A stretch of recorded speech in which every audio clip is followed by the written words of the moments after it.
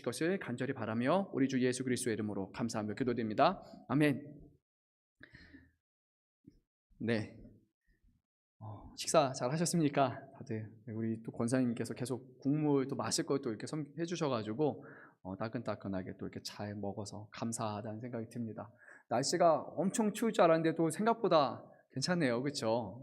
저는 이번 주 새벽이었던 것 같은데 월요일이었나요? 그때가 딱 나오니까 영하 13도. 그래서 진짜 춥다. 그때는 제가 그랬던 것 같아요. 이 다리가 내 다리가 아닌 것 같다고. 제가 너무 추워가지고 이 패딩 아래는 정말 너무 추운 거예요. 근데 오늘도 13도. 그래서 정말 춥겠다 했는데 생각보다 바람이 안 불어서 그런지 견딜만 하더라고요. 그래서 감사하다는 생각이 들었습니다. 그리고 오늘 또 성도님들 추운 날씨에도 이렇게 예배 자리로 나오신 것을 보면서 참 하나님께 감사하다라는 그런 고백을 또 올려드립니다. 오늘도 이 시간 예배를 통하여 하나님이 큰 영광 거둬주시고 말씀 가운데 우리에게 가르쳐 주시고 확신 주시고 또 인도하여 주시기를 간절히 소망합니다.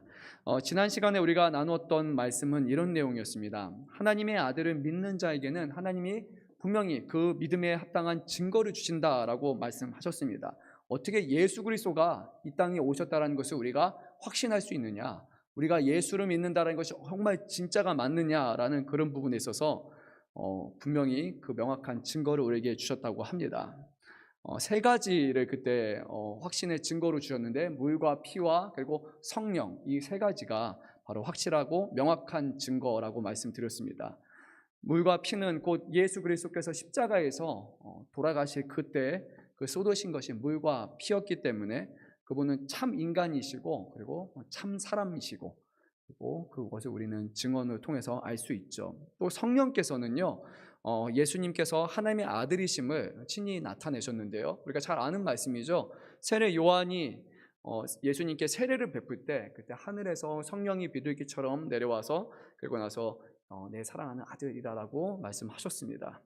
특별히 이 내용을요, 우리가 요한복음 1장 30절에서 34절 말씀을 보면 이렇게 돼요. 세례 요한도요, 이 눈앞에 계신 그 예수님이 하나님의 아들이시라는 그런 것을 몰랐습니다. 처음에는 모르고 있었는데 하나님께서 그런 말씀을 주셨어요. 세례 요한에게 이제 물 세례를 베풀 때 누구든지 성령이 내려서 누구 위에 머무든 것을 보거든 그가 곧 성령으로 세례를 베푸는 이인 줄 알라라는 그 하나님의 말씀을 들었고, 그리고 그 성령이 정말 예수님한테 이렇게 임하는 것을 보고 나서 이분이 하나님의 아들이시다라는 그 하나님의 말씀이 성취된 것을 보고 세례 요한이 그리고 깨닫게 됐죠.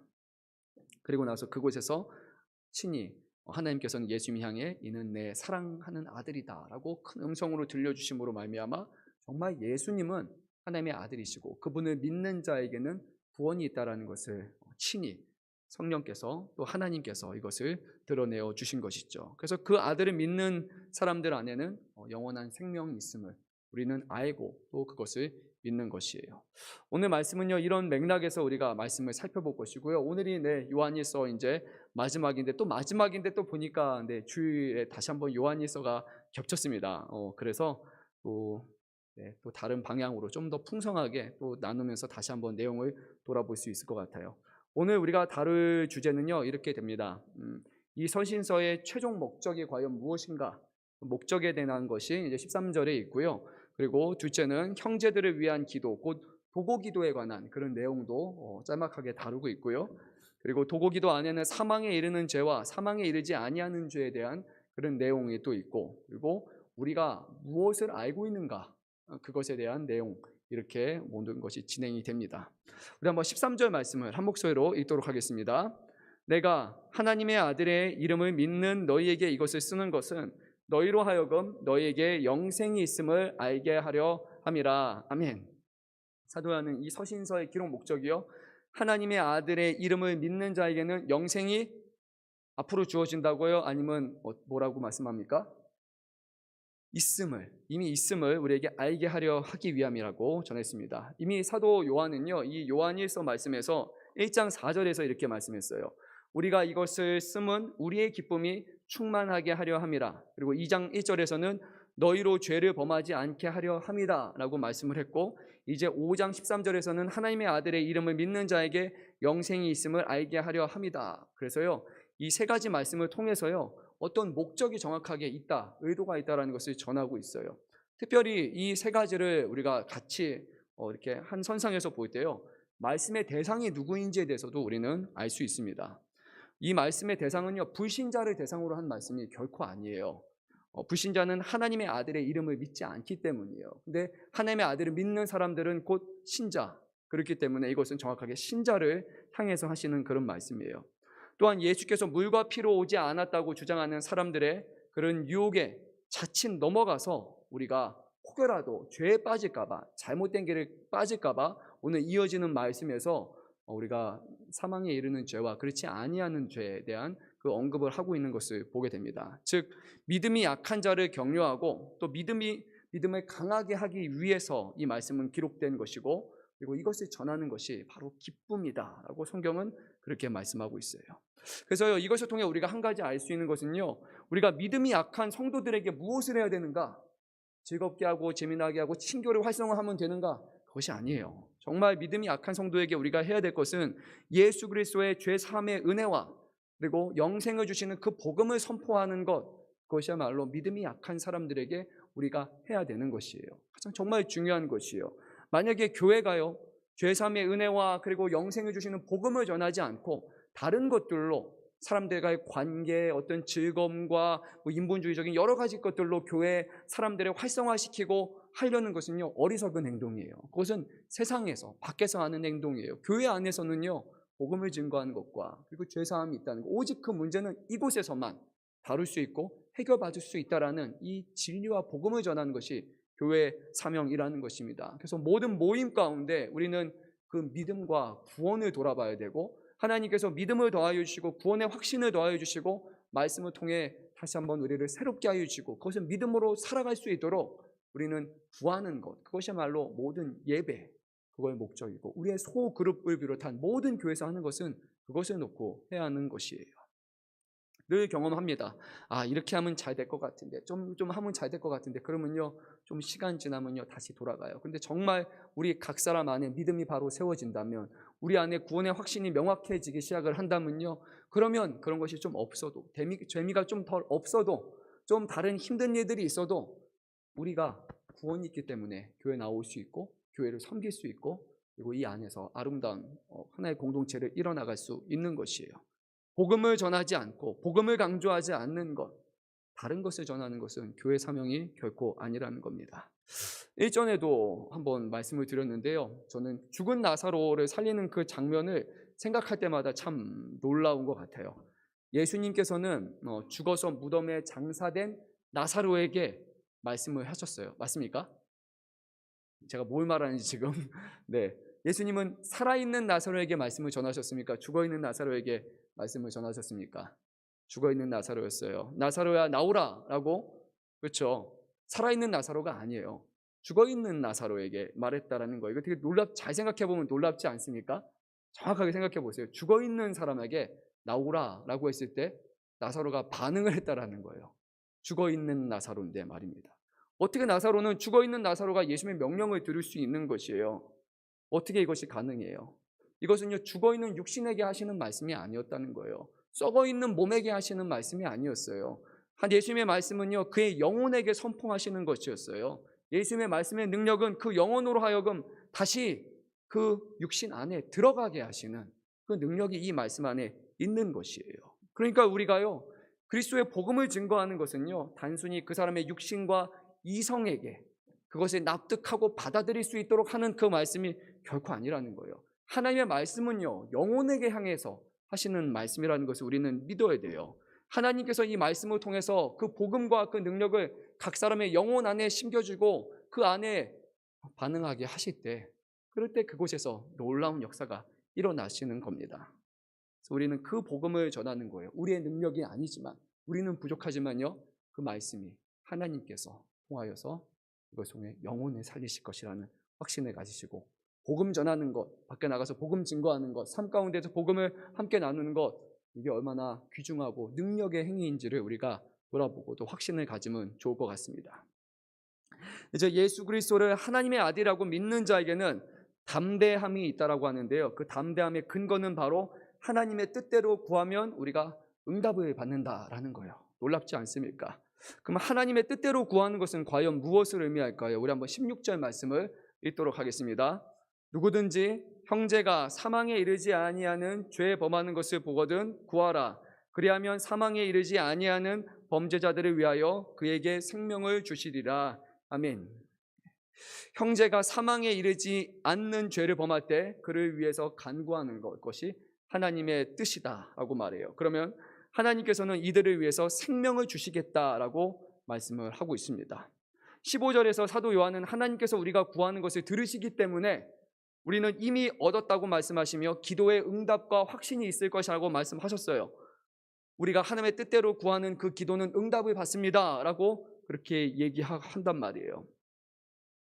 근데 그러고 나서 하는 말씀이 다른 것이 아니라 죄 사함에 대해서 또 그 사람을 살리는 것에 대한 그 말씀으로 넘어가요. 우리가 기도 많은 부분에서 우리가 기도를 하지만 하나님의 뜻을 놓고 기도할 때 종종 우리는 영혼이 사는 것과 그 사람이 죄 사함 받는 것과 회복되는 그런 영적인 문제에 대한 기도와 그런 것보다는 종종 우리는 육신의 영역에서 일어나는 그런 일들에 더 많은 기도를 하지 않나 생각이 봅니다. 실질적인 거 놓고 많이 기도하잖아요. 어떤 뭐를 수술을 앞두고 어떤 병을 앞두고 모든 중요한 일들을 앞두고 하는데 정말 우리는 우리의 영혼과 우리의 믿음을 위해서 우리의 신앙을 위해서 그런 구원함을 위해서 과연 우리는 얼마나 많이 기도하고 있는지 그것을 한번 돌아보면 좋을 것 같아요. 예수님께서는 요한복음 16장 23절 24절 말씀에서 우리가 예수님의 이름으로 구하면 응답하시겠다고 이미 말씀하신 바가 있어요. 그리고 요한일서 3장 22절에서는 우리가 하나님의 계명을 지키고 하나님 앞에서 기뻐하는 것을 행한다면 우리가 구하는 것을 응답하시겠다라고 또 말씀을 하셨어요. 기도의 응답은 있을 것이다 라고 분명히 말씀하셔요. 근데 중요한 한 가지가 있어요. 요한복음도 그렇고 그리고 마태복음도 그렇고 요한서시서를 비롯한 이렇게 복음서에서 공통적으로 말씀하시는 것은 이것이에요. 우리가 하나님의 일을 하기 위한 영적인 필요와 영적인 공급을 놓고 기도하면 하나님이 그것을 응답하신다라는 것이에요. 그러니까 영적인 것이 아닌 사적인 것을 놓고 기도할 때 하나님의 응답하신다라는 것보다 이것이 하나님의 나라와 하나님의 영광을 위한 것이고 이것이 영혼을 위한 것이고 이것이 하나님이 기뻐하시는 것을 놓고 구할 때 하나님은 그것에 필요한 모든 육적인 것까지도 다 채워주셔서 하나님이 다 알고 응답하신다라고 말해요. 근데 종종 우리는 하나님의 영광과 하나님의 영적인 것보다는 이것으로 시작해서 짜맞추고 갖다 붙이고 막 이것이 하나님께 잘 될 겁니다 라는 식으로 간다면요 우리는 순서가 바뀐 거예요. 먼저 어디를 놓고요? 이 땅입니까? 그의 나라입니까? 그의 나라예요. 우리는 너무나 많이 들어서 알고 있어요. 먼저 그 나라와 그 의를 구하라. 그리하면 이 모든 것이 너에게 더하시리라 라고 분명히 성경은 말씀하고 있어요. 우리의 관심사가 하나님의 나라를 바라보며 주의 영광을 위해서 살아가는 사람에게는 그것을 놓고 수고하는 모든 것들을 이미 다 이루신다라는 그 말씀인 거예요. 그러니까 우리의 마음의 중심이 하나님 이것보다는 여기를 보기를 원합니다. 하나님의 나라가 더 크게 보이기를 원하고 내 관심사가 하나님의 영광과 그 나라에 있기를 원합니다라는 것을 우리가 구할 때 하나님은 다른 일들을 염려하지 않아도 하나님께서는 응답하시고 아시고 채워주신다라는 거예요. 제일 먼저 우리는요 하나님의 나라를 놓고 기도해야 되는 거예요. 하나님의 나라, 하나님의 복음 이것을 놓고 기도하는 것이 믿는 사람들의 첫째 되는 그런 기도라는 것을 반드시 우리는 기억해야 합니다. 오늘 끝으로 16절 말씀에서 반복되는 내용이 있는데요. 이것이에요. 오늘 16절 말씀에서 사망에 이르지 아니하는 죄와 사망에 이르는 죄가 있다. 죄 중에도요 사망에 이르지 않는 거, 사망에 이르는 죄라고 이렇게 말해요. 여기서 말하는 사망이란 육신의 사망이 아니라 영혼의 사망을 의미하는 거예요. 어떤 죄는 사망에 이르지 않고 어떤 죄는 사망에 이른다. 이 말씀을 오해해서는 안 돼요. 잘 들어야 됩니다. 여기서 말씀하는 거는 죄의 종류에 대해서 말씀하시는 것이 아니에요. 이거는 무조건 사망, 이거는 그래도 덜 하니까 사망이 아니야 라는 그 죄를 구분해서 등급을 나눠서 그런 것을 말씀하는 것이 결코 아니라는 거예요. 우리가 이것을 또 다른 말로는 성령 회방죄라고도 그렇게 말하기도 하는데요. 이것은 성령께서 하시는 일, 곧 예수 그리스도께서 이 땅에 오신 하나님의 아들이시며 오직 예수 그리스도를 통해서만 우리에게 죄사함과 영생에 이르는 구원이 있다라는 것, 이것이 성령께서 우리 안에서 하시는 일입니다. 근데 그것을 우리가 믿지 않고 받아들이지 않는다라는 것, 그것이 바로 성령의 회방죄예요. 살인한 사람도 용서를 받고 어떤 큰 죄도 다 용서를 받는데 그리스도를 부정하는 죄는 이거는 용서받지 못할 죄예요. 어떤 의미에서 용서받지 못하냐면 우리가 끝까지 그리스도를 인정하지 않고 그분을 믿지 않기 때문에 이것이 사망에 이르는 죄가 되는 거예요. 다른 것이 아니에요. 이것이 더 악하고 어떤 죄가 악랄해서가 아니라 우리가 그리스도를 부정하기 때문에, 우리가 그분을 믿지 아니하기 때문에 그 죄는 믿지 않는 사람 안에서는 믿게 하는 역사가 없다라는 거예요. 우리가 믿을 때 주님은 모든 죄와 모든 것을 사하시고 우리를 구원하신 것이지, 우리가 믿지 않고 예수를 받아들이지 아니하면서도 내가 죄를 씻음받는다라는 것은 불가능한 것이에요. 좀 더 말씀을 이렇게 전해볼게요. 가령 어떤 사람이 죄를 저지른다고 생각을 해요. 그는 자신이 저지른 죄가 그리스도 예수를 십자가에 못 박은 아주 무겁고 그리고 추악한 죄라는 것을 깨닫고 하나님 앞에 회개해야 해요. 종종 회개한 후에도 또 죄를 범할 수도 있어요. 또 넘어지기도 하고 또 죄 앞에서 반복해서 짓기도 할 것이에요. 하지만 죄에 대한 자각을 갖고 있고 이 죄는 하나님이 싫어하시는 죄이시며 이것으로 인해서 예수 그리스도가 죽으셨다는 것을 기억하면서 또 다시 하나님 앞에 회개하고, 하나님, 하지만 이번 주에는 내가 죄와 맞서서 싸우겠습니다 고백하며 도우심을 구하고 자비하심을 구한다면요, 그러면 죄를 저지르지만 그 죄는 용서를 받을 수 있는 죄예요. 결국 우리가 하나님 앞에 겸손함으로 구하기 때문에 죄사함을 받습니다. 아무리 큰 죄라 할지라도 하나님 앞에 그 죄의 문제를 가지고 오는 사람은, 그것을 해결할 수 있는 능력이 주님밖에 없다는 것을 아는 사람은요, 그 죄를 용서를 받아요. 그런데 어떤 사람은요, 자기가 지은 죄가 얼마나 큰 죄인지는 알지만요, 그 사람 마음에 이런 교만한 마음이 있는 거예요. 내가 원할 때 그리스도 예수의 이름으로 회개하면 씻어주실 것이니까 내 원하는 타이밍에 알아서 내가 구하겠다. 그러니까 내가 구하면 용서받고 내가 구하면 씻음받고 모든 것이 전적으로 나의 여부에 달렸다라고 생각하는 그런 사람은요, 그 마음이 이미 그리스도 앞에 겸손함이 없기 때문에, 그 그리스도를 인정함이 없기 때문에 그 마음은요, 그런 사람들은 내가 나중에 회개해야겠지라고 생각을 했지만 실제로 그런 시간이 더해지다 보면요, 점점 죄에 대해서 무뎌지기 시작하고, 그리고 죄에 대해서 이제는 더 이상 회개를 하지 않게 돼요. 진정한 회개 없이 처음에는 다음에, 근데 이것이 반복되다 보니까요, 이제는 그 사람 가운데 더 이상 회개도 없고 죄에 대해서 맞서 싸우지도 않아요. 그의 영혼이 죄 가운데 이제는 너무 깊이 잠식해서 들어가요. 그러면서도 또 말해요. 그래도 난 예수 믿는 사람이니까 언제든지 내가 돌아가면 됩니다. 내가 또 언제든지 회개하면 됩니다. 나는 다시 돌아갈 것이에요 라고 자신만만하게 해요. 하지만 그 사람 안에는 회개가 없어요. 그리스도에 대한 겸손함도 없어요. 그냥 어느 순간 너무나 하나님으로부터 멀어지기 시작을 한 거예요. 성령께서 그 안에서 회개하라 하시는 말에도 반응하지 않고, 그리고 성령께서 주시는 감동도 부정하게 될 것이고, 입술로도, 그리고 나중에는 종래에는 오랜 시간 동안 그의 마음이 강팍해져서 그리스도까지도 부인하는 그런 신앙이 될 수 있다는 거예요. 그 차이를 우리가 한번 생각해 봐야 됩니다.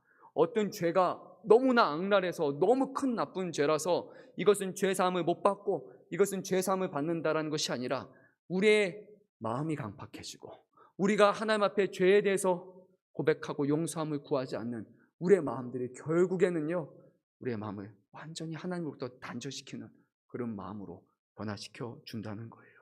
사망에 이르는 죄는 그것이에요.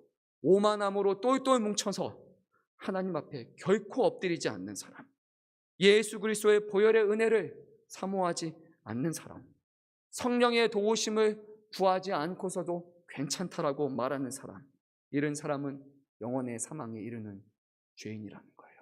그는 하나님과 관계없는 인생을 이미 살아가고 있기 때문입니다. 그래서요, 사랑하는 성도 여러분, 우리는요, 우리의 마음이 주님 앞에서 강팍해지지 않도록 날마다 기도해야 되는 거예요. 하나님, 우리가요 너무 편안하게 느끼고 신앙생활을 하는 것과 죄의 문제와 예수 그리스도의 하는 그런 문제를 너무 그냥 종교적으로 생각해서 마음에 어떤 아픔도 없고 죄사함도 없고 기도함도 없이 그냥 그렇게 오는 그런 신앙이 되지 않도록 우리는 주님 앞에 기도해야 돼요. 그래서 저도 항상 기도해요. 하나님, 제 마음이 너무나 메마른 심령인 것 같은데 주님의 보혈로, 주님의 담비로서 내 심령을 녹여주시고 내 마음을 적셔주십시오. 그렇지 않으면, 그렇게 기도하지 않으면요, 그냥 한 주가 그냥 쑥 지나가요. 거기서 또 하나님 앞에 잘못한 것들도 너무 많고요, 또 믿음으로 살아내지 못하고 그냥 너무 형식적으로 한 것도 너무나 많은데 그냥 아무 문제 없는 것처럼 주 앞에 회개하지 않고 주 앞에 그렇게 기도하지 않는 사람은요, 마음이 정말 돌과 같은 마음으로 변할 수 있다는 것입니다. 하나님 앞에 죄의 사함에, 그리고 우리가 연약하다라고 인정하며 기도하는 것, 그것이야말로 우리가 하나님을 믿는 사람이라는 가장 중요한 증거입니다. 우리는 하나님 앞에 겸손함으로 기도하고 있습니까? 주님 어루만져 달라고 기도하고 있습니까? 졸고 있습니까? 기도하고 있습니까? 기도해야 돼요. 정말 우리 다 기도해야 돼요. 17절 말씀을 보면요, 모든 불의가 죄로 돼 사망에 이르지 아니하는 죄도 있도다라고 말씀하면서 사망에 이르지 않는 죄를 말해요. 그런데 여기서요, 이 죄도요, 본질상 죄는 하마르티아, 곧 불이 의롭지 않은 것을 똑같이 의미합니다. 사도 바울은 데살로니가 후서 2장 10절과 12절에서요 불의를 뭐라고 표현하냐면 각각 멸망과 심판의 결과가 있으며 진리와 반대되는 것이다 라고 그렇게 말해요. 그러니까요, 오늘 여기서 말하는 불의가 죄로 돼 사망에 이르지 아니하는 죄, 사망에 이르지 아니하는 죄라고 해서 멸망과 심판에서 결코 자유롭다라는 것을 뜻하지 않아요. 다만 이 죄는 회개하는 자에게 용서함을 베푸시기 때문에 이 죄는 저질렀지만 우리가 주 앞에 회개하고 용서함을 구하기 때문에 이 죄가 우리에게 사망에 이르지 않는 죄가 되는 거예요. 그 차이는 우리가 주 앞에 회개하는가 아닌가에 달렸다라는 것입니다. 더 큰 죄, 더 악랄한 죄가 아니라 바로 회개와 회개하지 않는 것입니다. 요한일서 1장 9절 말씀입니다. 만일 우리가 우리 죄를 자백하면 그는 미쁘시고 의로우사 우리 죄를 사하시며 우리를 모든 불의에서 깨끗하게 하실 것이요. 우리가 우리의 죄를 자백하면이라고 말합니다. 우리의 죄를 인정하면, 우리의 죄가 하나님 앞에 얼마나 악한 죄인지, 우리의 죄가 얼마나 우리의 심령을 굳어지게 하는지, 그리고 우리가 이 죄의 문제를 해결할 수 있는 유일한 방법은 그리스도의 보혈밖에 없다라는 것, 하나님의 은혜가 아니고서는 이 죄의 문제를 결코 해방할 수 없다라는 것, 우리의 죄의 결말은 반드시 영원한 사망이라는 것을 우리가 아는 가운데 하나님 앞에 오만함이 아니라, 교만함이 아니라 겸손하게 자백하고 도우심을 구하는 사람, 주님은 그 마음 가운데 하나님의 죄 사함의 놀라운 은혜를 베풀어 주십니다. 그러니까 우리 그리스도인들의 회개 기도는요, 너무나 은혜로운 거예요. 우리가 매주마다 와서 회개 기도합니다 할 때 이거는 습관적으로 하는 그런 기도가 아니에요. 하나님이 오늘도 이런 거 했고 저렇게 했고 회개를 짜내는 기도가 아니에요. 이 회개는요, 하나님이 이미 용서하시겠다고 하시고 더 이상 사망에 이르는 죄가 아니다라는 그런 놀라운 확증을 주는 그런 자리이기 때문에 회개 기도의 자리는요, 감사합니다, 그냥 이런 자리여야 되는 거예요. 내가 또 왜 회개 기도를 해야 돼?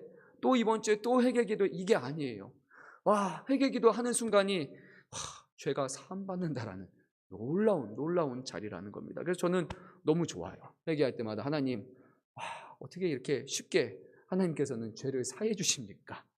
어떻게 이 죄를 이렇게 용서해 주십니까? 너무나 은혜로운 자리가 되어야 되는 거예요. 하나님 앞에 우리가 죄에 대한 회개 하고 계십니까? 네, 한 분, 두 분 회개하십니까?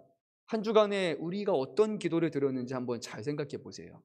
하나님 앞에 죄에 대한 회개를 기도했습니까? 내 죄의 문제가 정말로 하나님께 어떠한 행동이었는지, 내 죄 행동이 정말로 예수 그리스도께 어떠한 행동이었는지 그것을 자각하면서 하나님 앞에 기도하셨습니까? 그렇다면요, 주님은 여러분에게 죄 사함과 더 나은 구원의 은혜를, 기쁨을, 감격을 주실 것입니다. 회개 자리가요, 기쁨의 자리로, 감사함의 자리로 끝나기를 간절히 소망합니다. 더 많이 회개기도 하십시오. 그리고 더 많이 주의 은혜와 기쁨을 누리십시오. 주님은 용서하지 못할 죄가 없으십니다. 아멘. 이제 끝으로요, 오늘 18절에서 21절의 말씀은 요한 1서의 마지막 부분인데, 사도 요한은 최종적으로 청종을 격려함으로써 이제 말씀을 끝을 냅니다. 우리 한번 말씀을 한번 18절, 19절, 20절 말씀, 우리 한번 3절 말씀을 읽도록 하겠습니다. 하나님께로부터 난 자는 다 범죄하지 아니하는 줄을 우리가 아노라.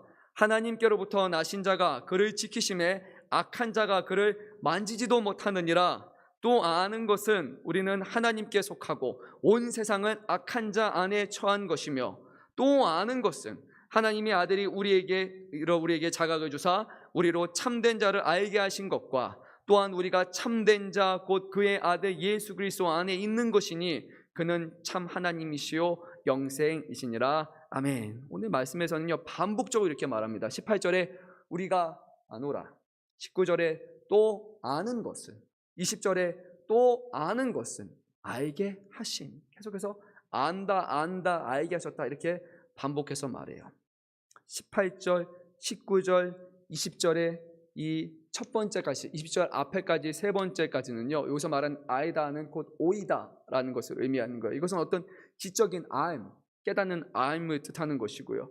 이제 20절에서 두 번째 알다라는 것은요, 이제 오이다라는 그런 알다가 아니라 여기서는 기노스코라고 말하는 경험적으로 우리가 알게 하시는 그 알을 뜻하는 것이에요. 우리가 머리로만 아는 것이 아니라 결국 그것이 우리 안에 믿음으로, 확신으로, 경험적으로 알게 하시는 은혜가 있다라는 것입니다. 그러면 우리는 무엇을 압니까? 먼저 18절 말씀 보니까 하나님으로 태어난 사람은 그 누구도 죄를 범하지 않는다라는 그 사실을 우리는 알아요. 그 이유는 그리스도께서 악한 자가 그를 만지지 못하도록 그리스도께서 지키시기 때문이에요. 물론 죄는 저질러요. 그런데 예수 그리스도의 의가 우리 안에 전가가 되어서, 그분의 의가 우리의 의가 되어서 우리는 더 이상 죄를 범했음에도 하나님께서 우리가 죄 없다라고 말씀을 하시는 거예요. 저와 여러분을 볼 때마다 우리의 죄의 저질은 저와 여러분을 보는 게 아니라 거기서 의를 이루신 예수 그리스도를 보시는 거예요. 하나님은. 그렇기 때문에 우리는 죄가 없고 죄를 범하지 않다라고 말하는 거예요. 놀랍지 않습니까? 하나님이 저를 보실 때 예수님이 보시는 거예요. 그분의 이루신 십자가가 보이시는 거예요. 그래서 우리는 죄가 없는 거예요. 죄를 범하지 않는 거예요. 또 아는 것은 우리가 하나님께 속했다는 것이에요. 반면에 온 세상은 악한 자에게 있다는 거예요. 하나님께 속하지 않는다라는 것은 세상과 악에, 멸망할 것에 속해 있다는 거예요. 중간 지대는 없어요. 우리가 하나님께 속하셨습니까? 아니면 반대로 세상에 속하셨습니까? 하나님께 속하지 않으면서 세상과 악에 속하지 않는 경우는 없어요. 지금 우리가 하나님께 속해야 되는 거예요. 그러지 않으면 우리는 이미 악한 것에 속해 살아가고 있는 것이에요. 또 아는 것은 하나님의 아들이 오셔서 우리에게 지각을 주셔서 우리가 참된 자 곧 하나님을 경험적으로 알고 하나님의 아들 예수 그리스도 안에 우리가 있게 된 그런 놀라운 것을 오늘 이루어 주신다는 것입니다. 사랑하는 여러분, 우리 안에요, 예수 믿는다라는 그런 확신과 그런 기쁨이 있었으면 좋겠습니다. 하나님께로 난 자는 다 범죄하지 않은 줄 우리가 아노라. 하나님께로 나신 자가 그가 지키신다. 악한 자가 그를 만지지도 못하느니라. 이거 얼마나 놀라운 격려입니까? 악한 자가 우리를 만지지도 못한다는 거예요. 그리스도께서 그만큼 우리를 구원하신다는 거예요. 비록 우리가 연약하지만, 우리가 또 완전하지 못하지만 그리스도로 말미암아 우리는 구원을 받았고, 이 구원은 취소되지 않는 영혼에 이르는 구원이라는 그 확신을 여러분 다시 아시고 감사하기를 소망합니다. 우리가 하나님께 속하셨습니까? 여러분, 그분 여러분 감사하십시오. 하나님께 속하지 않은 사람은 세상에 속해 멸망한 사람이기 때문이에요. 내가 하나님께 속했다는 것을 아는 것은 놀라운 은혜고 기쁨인 거예요. 나는 구원받은 사람이기 때문이에요. 세상의 모든 사람들이 다 구원받고 천국에 가는 것이 아니라 모든 사람들이 하나님을 알고 하나님을 경험적으로 아는 그런 사람들이 아니에요. 하지만 우리가 그런 사람이 됐다면 그것은 우리의 어떠함이 아니라 하나님의 은혜와 하나님의 사랑이기 때문에 우리는 그 안에서 너무나 감사할 수밖에 없는 거예요. 우리가 예수 그리스도가 하나님의 아들이라고 믿는 것은 놀라운 은혜입니다. 대부분의 세상 사람들은 믿지 않아요.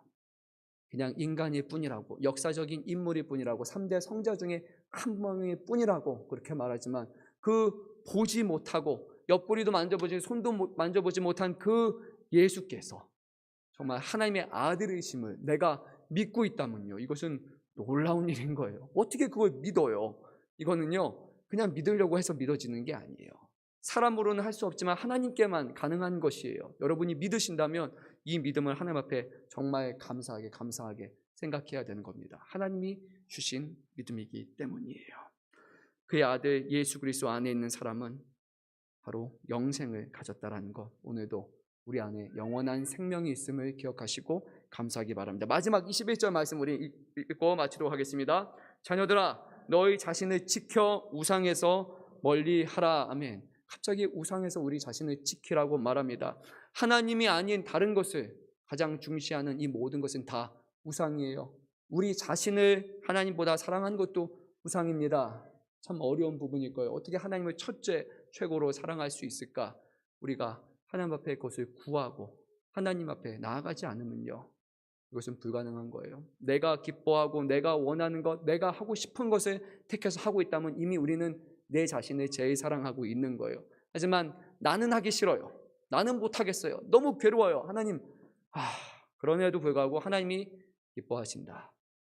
그러면 거기에 순종하는 사람은 하나님을 첫째로 두고 살아가는 사람이라는 것입니다. 어쩌다가 한 번이 아니라 매일의 삶 가운데 씨름하고 부딪힐 수도 있지만 그 가운데 나와 하나님, 당연히 하나님, 가족, 모든 것보다 하나님의 뜻이 우선이고 하나님을 기쁘시게 하는 게 첫째입니다라는 그런 마인드로 살아가시는 분은요, 정말로 우상이 아닌 참된 하나님을 첫째로 섬기는 그런 분이십니다. 우리 교회가요, 하나님을 가장 높이면요, 솔직히 저는 다른 문제 없다고 생각을 해요. 내 자신보다 하나님을 사랑하는데, 내가 원하는 것보다 하나님이 기뻐하신 걸 하는데 어떻게 문제가 생각할 수 있어요? 근데 대부분의 문제는요, 하나님보다 내 자신을 사랑하거나 하나님보다 내 가족을 사랑하거나 하나님보다 다른 것을 더 사랑하는 바로 우상을 섬기기 때문에 교회 안에 분란과 어려움이 있는 거예요. 물론 하나님을 첫째로 생기면서도 우리는 실수할 수 있고 부딪힐 수 있어요. 하지만 그 순간에, 싸우는 순간에, 분란이 일어나는 순간에, 시험이 드는 그 순간에서도 하나님을 첫째로 사랑하는 사람, 그리고 하나님을 기쁘시게 하는 것을 가장 귀하게 여기는 사람은 그 자리에서도 억울한 순간, 힘든 순간에서도 하나님이 기뻐하시는 것이 무엇일까? 어떻게 하면 예수 그리스도가 드러나실 수 있으실까? 어떻게 하면 예수 그리스도가 우리 교회의 머리이심을 내가 고백하며 살아갈 수 있을까? 그곳에서 나를 기쁘게 하는 게 아니라 하나님을 택하고 하나님을 높일 수 있는 사람이에요. 우상을 섬기는 것이 아니라 우리 자신을 사랑하기보다 하나님을 첫째로 사랑하는 것, 그것이 우리에게 주신 귀한 사명입니다. 사랑하는 성도 여러분, 이거는요 씨름해야 돼요. 날마다 구해야 돼요. 하나님을 더 사랑하기 원합니다. 하나님을 첫째로 하기 원합니다. 이렇게 날마다 우리가 구하고 또 그렇게 살아가고 그 가운데 하나님이 정말로 그것을 우리 안에서 이루시고 하나님을 첫째로 끝까지 사랑하고 그 가운데 하나님이 기뻐하시는 아름다운 교회를 세워나가는데 크게 쓰임받는 우리 성도 여러분 되시기를, 또 부족한 제가 되기를 간절히 소망합니다.